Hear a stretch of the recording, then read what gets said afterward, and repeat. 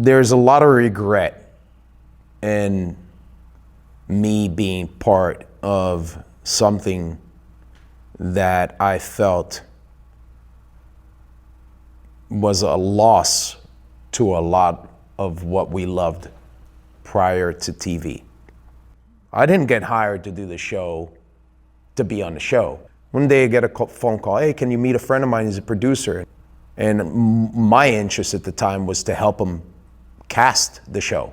The guy brings his laptop and I start seeing casting tapes of all these people. And he's asking me as a friend, what do you think of that guy? I go, man, that fucking guy's great. He's an amazing tattooer, old school. I'm like, but they have a demographic that they want to meet. So that's 18 to 35. That dude's 43. Well, you can't have that guy, and you can't have that guy, and you can't have that guy. And now you just took 60% of the coolest tattooers in the country because they're above 40 or 50.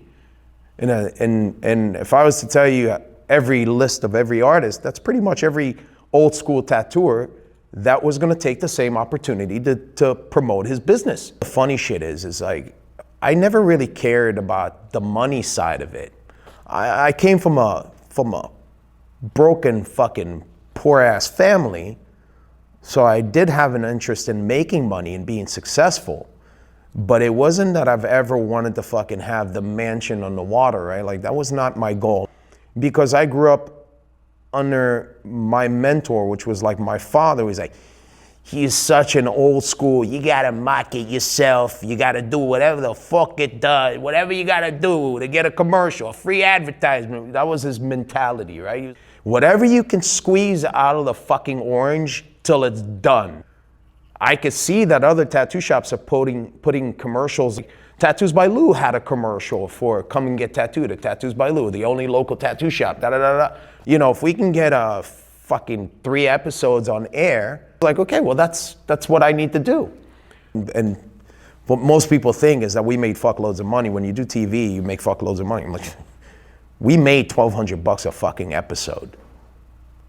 You know, I make that more now in the convention in 3 hours of tattooing.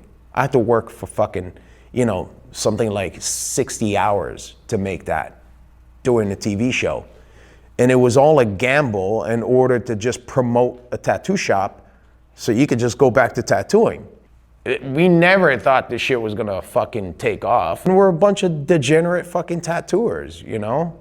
I mean, that's the reality of it. We're all the same backgrounds, broken families, kind of fucking just a crew that stuck together, and we're all just degenerates at the time, in our 20s.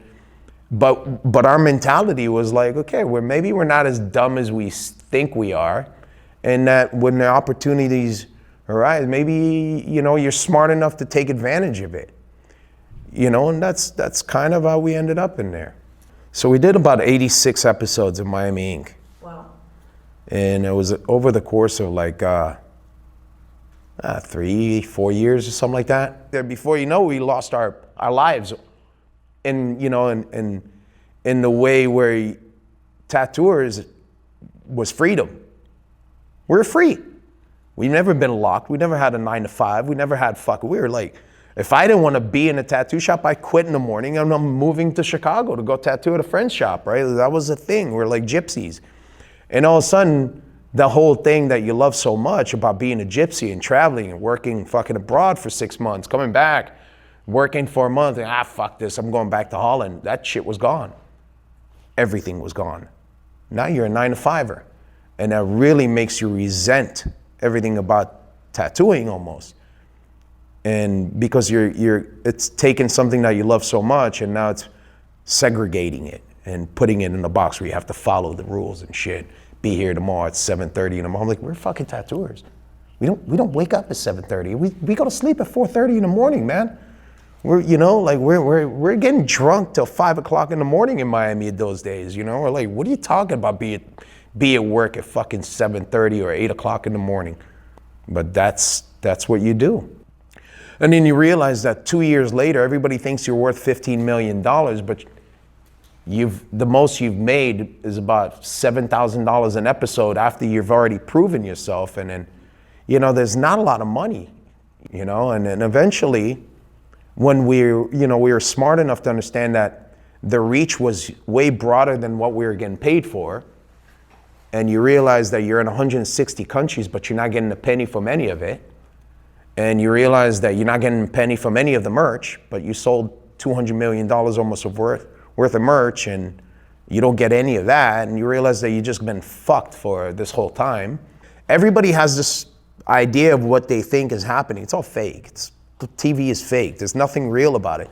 So everybody has this perception of what they think you're living like. Like, you drive this fucking Cadillac convertible. It's not even mine. It's the fucking shows, you know? But they think that that's what I got. They think that they see us in a big house and like we own the house. I'm like, no, it's a fucking rental. They rent it.